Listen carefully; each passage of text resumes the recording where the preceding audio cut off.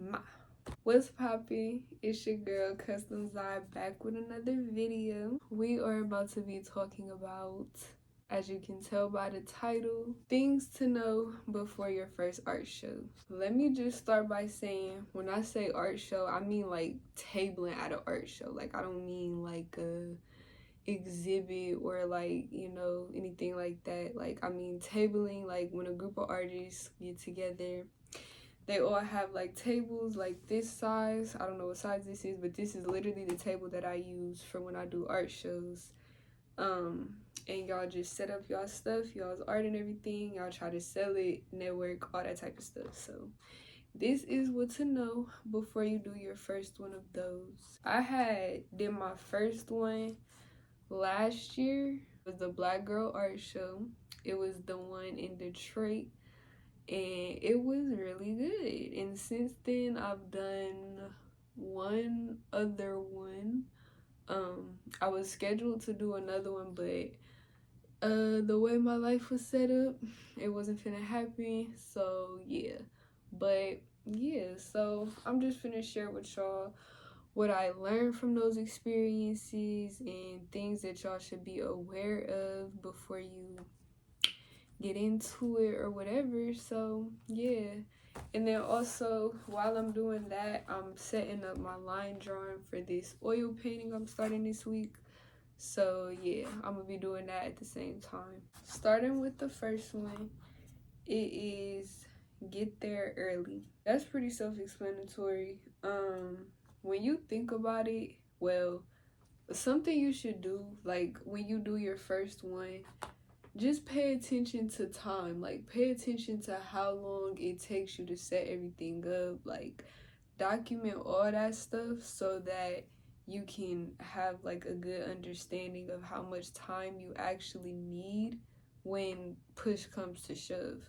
But just off rip, you should get there early, because like it's gonna be a lot. It's gonna be something that you're not aware of, that you might have to last minute try to figure out. Like, then setting up that in itself takes a little minute. Regardless of how well you know anything, you're gonna need like some time. So yeah, I just advise that you get there early so you can start setting up as soon as possible and just run everything back.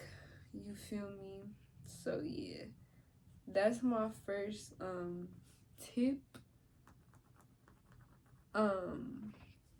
Also, just to kind of like add on to that, if you're able to, you should do like a quick run by of like where it's gonna be.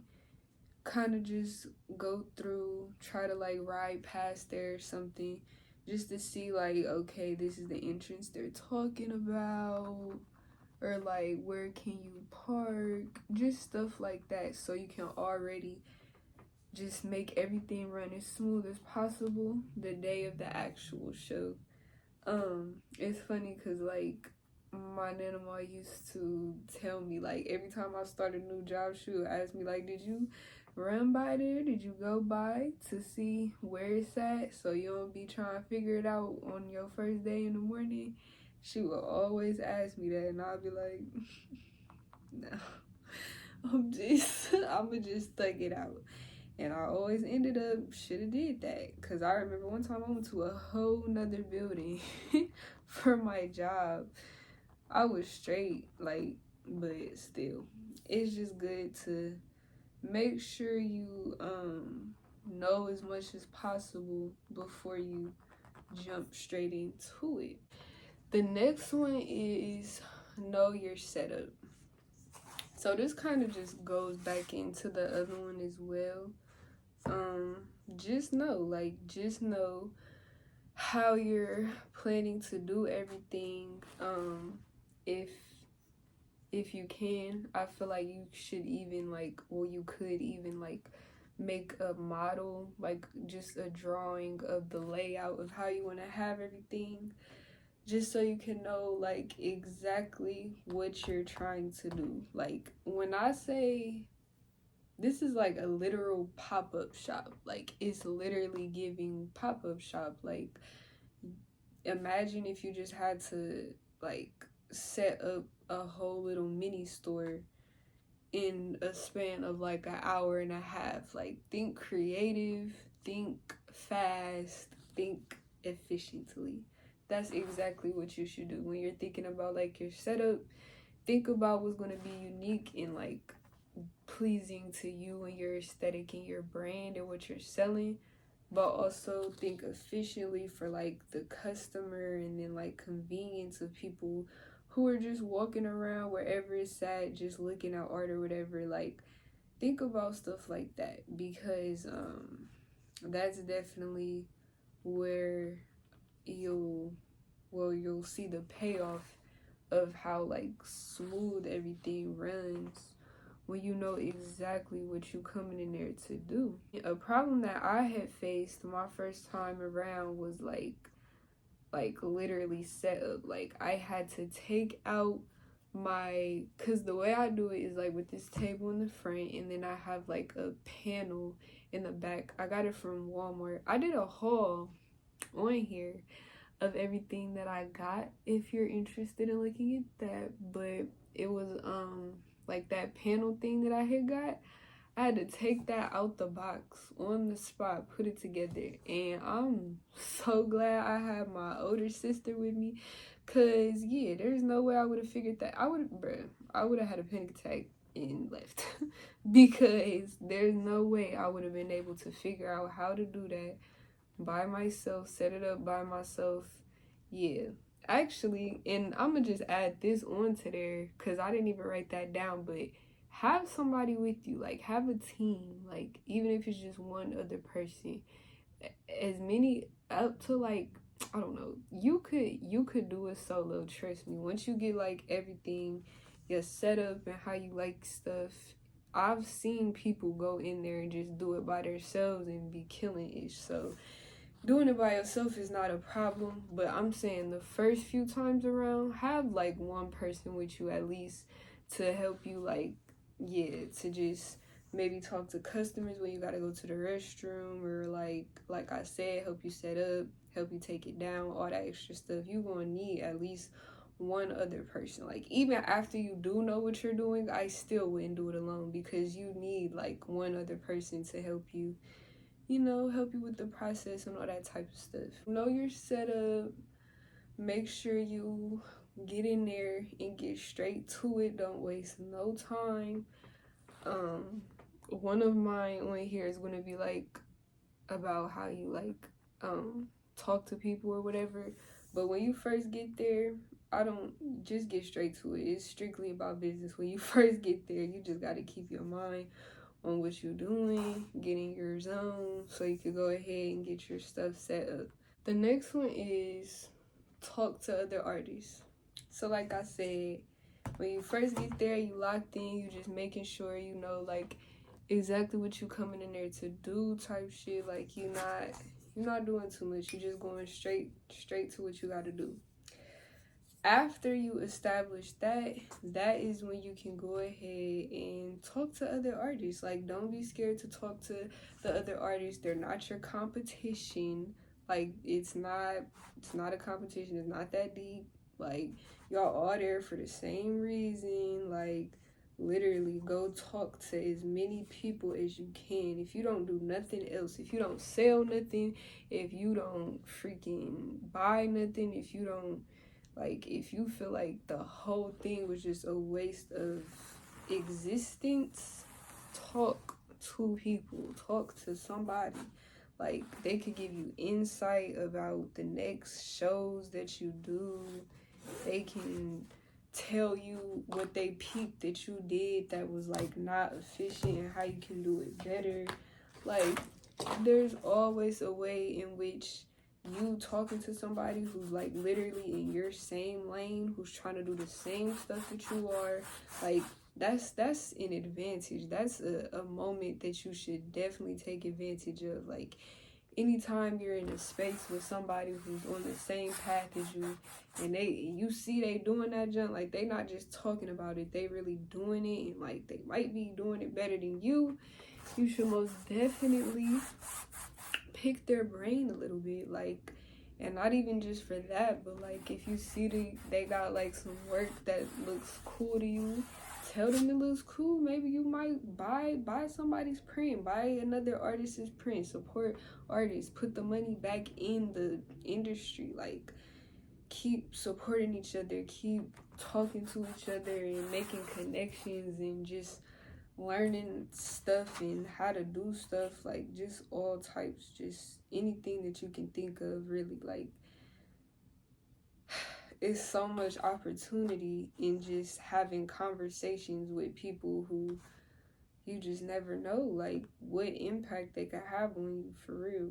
It's not just about the interactions you have with the customers, it's also about like the artists and stuff like that. So just never block any type of information or insight or just human interaction in the moment, because that's the whole point of you being there, for real. The next one is have hella business cards. This I cannot stress enough. Thing on top of talking, if you don't do nothing else, pass out business cards if you don't do nothing else. Because that is definitely what let people know, like, even if I don't buy something in this moment, I still have all their contact information, so I can hit them up if I want some work done, or like if I am interested in a piece or something like that. Also, they could know like automatically where to follow you and stuff like that. So that's definitely what you want to do. That's just all a part of networking, really. Like, just leaving your name in rooms when you're not there. And word of mouth is one of the biggest forms of like marketing, really. Like, so you know how people just be talking, just randomly talking about their day with each other, then boom, they're like, I got a business card from this artist, da da da. Then the person gets it, and then boom, you got a whole new set of clients just off of one business card. So keep them hoes on deck, get hella of them, because a lot of people will come up and just get them for literally no reason. But all publicity is good publicity. So even if you might feel like they're just getting that shit for no reason, it'll be a reason, trust me. Because like I said, your name is going to be in rooms even when you're not there. Like, your business is going to be getting talked about from, simple interactions.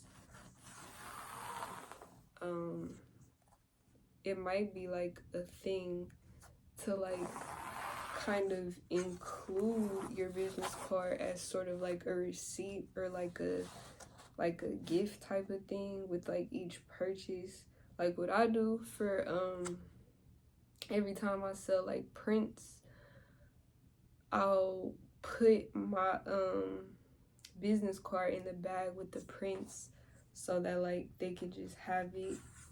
And if they want more work, they can know where to go automatically off rip without having to search for anything. Or if they want to put their friends on, they got a simple little way to just slide them the card or whatever. So yeah, my next tip would be confident pricing. Now this is something that I personally struggle with at it could be a tabling event, it could be a freaking like anything. Like, I always think about my prices, and I recently raised them for the new year. Yeah, I'm trying to get into this whole knowing your worth thing, even though I feel like I do. But when I look at other people's prices, I'm like, okay, like I need to, yeah, I could definitely be waxing, but at the same time, it's like I don't want to wax because I want business, and they don't know me from nowhere, so of course they're not gonna know what they're paying for. But then again, they do, because it's a reason why I don't know, it's just it's so many different ways to just go back and forth in your head about how to price stuff. Yeah, I definitely understand like any type of anxiety you might have behind pricing something. But honestly, my tip would be to just start off with, like, you know, what you feel like you should, and then go do a show, and then just see what's selling, see what. And this is also a part of like talking to other artists, because what I found when like going around to look at other people's pricing and all that type of stuff, like how much they sold, a lot of people wanted like smaller prints for like cheaper. Like I was doing like bigger prints for more, obviously, because it's a bigger print and whatever. But a lot of people was rocking with like smaller prints for like $10-15, like, and that makes sense, because when you think about like the audience, like I said, you gotta know everything. They're just like walking around, like, think about the convenience of the customer. They just be walking around chilling. A lot of them just come through and don't even be thinking about it being an art show in that area. Like a lot of people just stumble upon like art related stuff. So in order to like kind of hook them in, that little quick cheap price, I feel like that's the way to do it. Like you throw them a little print or whatever of a nice little image they rocking with, and then just give it to them for the low, like spend some quick little money. Like that be the vibe. So you gotta match the vibe. Like, so at my next one, I did that. I did smaller prints for like $15. I still have my bigger ones and for the same price. But because you also gotta make sure that you breaking even. Like you not finna spend all this money getting these prints and then go to the show and charge dumb less than what you paid for them. Like then you're not making your money back. So I still had like the ones that costed me to get printed out or whatever. Yeah, I kept them prices the same, but I added a smaller print for less, and that was actually the only thing I sold was those small prints. So that's yeah, that's how you do that. I would just say be confident in your pricing. And then like some people also, they would bring prints of their work, and obviously a print is going to be worth mad less than the original work. And they also have brought the original work and had it for sale for like a band, and that makes sense because an original work is supposed to be worth more than like a print of something. So be confident in why you're pricing things what they are, and making sure that it lines up with your business model, like of what you're gonna have coming back in and what you're putting out. Like make sure that lines up first, but then also just know like, okay, I put this much labor into it, so I'm willing to take this much in payment for it. Like just process everything, make sure you got everything squared away and making sense as far as your pricing. Like don't just slap a price on anything, but like, and yeah, period. Like low or high, don't just slap a price on anything. Like know what you got going on, because that could become very sticky as well if like you end up telling people different prices and shit because you just bullshitting. Like no, you got to be confident in why you're doing things and how you deliver the pricing and all that type of stuff. And then my last piece of advice, right as I'm doing the last line for this grid, is pop your shit. And I mean that in every type of way. Like, know exactly, like, if somebody comes up to you and is like, hey, tell me about your business, what you selling. Like, some people could be rude, some people could be drunk when they come, like, some people can be very much just trying to get a quick elevator pitch. Like, know exactly what you want to say about your business, about your brand, about what you're selling, about you, about why you made each work. Like, there will be critics, like, don't think everything is just gonna be like, oh, everybody's sharing their art, oh my god. Like, there might be a Karen that might come up to you and be like, why this little black boy whispering in her ear? Like, just say some ignorant stuff. Like, bitch, and you can't say that. You cannot react like that. You have to be able to say, the reasoning behind the design of this composition is, and this is actually a female figure representing, you know, like, you have to pop your shit in the most respectfully disrespectful way possible. Like, don't hold back on selling you and your work and what it has to offer and how you intend for it to make the audience feel, like what made you create it, all that. Like, I'm not saying you gotta sit in the mirror and rehearse, but just be confident in your work and what you do and why you do it. Like, why you do it is a very important part. Business classes and everything can seem so cliche after a while. Like, why do they keep having me do these same prompts where it's like, talk about your business, talk about your business, talk about your business, why, what happened, what about your past, what made you do this? And I'm like, fuck, keep saying the same shit over. But now I have gotten to a point where it's easy for me to sit down and write a few sentences about my business and why I started, why I do it, because I did it so much, and then also because, like, it's me. Like, from the heart. I gotta speak from the heart. Make sure you popping your shit about your business, about your pricing, about what you do, you know. Don't be scared to walk up to customers. Like, get up from your table sometimes and just stroll. Take a stroll. See what other artists are doing. Feel me? Listen to them pop they shit. And tell them to stop by your table so you could pop yours. And then, yeah, everybody's just letting it loose. Like, that's the whole point. Like, you have to take advantage of the environment, the people, like, everything. And this is holding me accountable. Like, just making this video talking about stuff like this is holding me accountable for, like, my next event. Just making sure that I take all of my things that I've learned from, like, past shows and stuff like that.